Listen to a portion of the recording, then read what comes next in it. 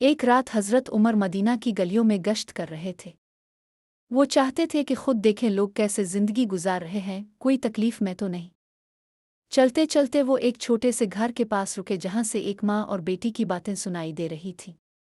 ماں بیٹی سے کہہ رہی تھی، بیٹی، دودھ میں تھوڑا سا پانی ملا دو تاکہ نفع زیادہ ہو جائے۔ بیٹی نے جواب دیا، نہیں اماں جی، حضرت عمر نے منع کیا ہے کہ دودھ میں پانی نہ ملاؤ، یہ دھوکا ہے۔ ماں نے کہا، عمر تو یہاں نہیں دیکھ رہا۔ لڑکی نے فوراً جواب دیا، عمر نہ صحیح لیکن عمر کا رب تو دیکھ رہا ہے۔ حضرت عمر یہ سن کر بہت متاثر ہوئے۔ وہ چپ چاپ واپس چلے گئے، لیکن اگلے دن اپنے بیٹے عاصم سے کہا، جاؤ اس امانتدار لڑکی سے نکاح کرو، ایسی بیوی سالے نسل کی ماں بنتی ہے۔ عاصم نے اس لڑکی سے شادی کر لی۔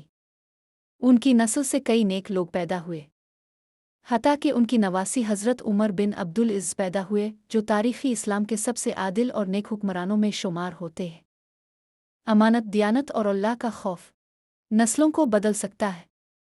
جو کام اللہ کی رضا کے لیے کیا جائے، اس کا صلہ بڑا ہوتا ہے۔ سچائی کا بدلہ ہمیشہ اچھا ہوتا ہے، چاہے وہ لمحے میں نہ ملے مگر نصیب میں ضرور ہوتا ہے۔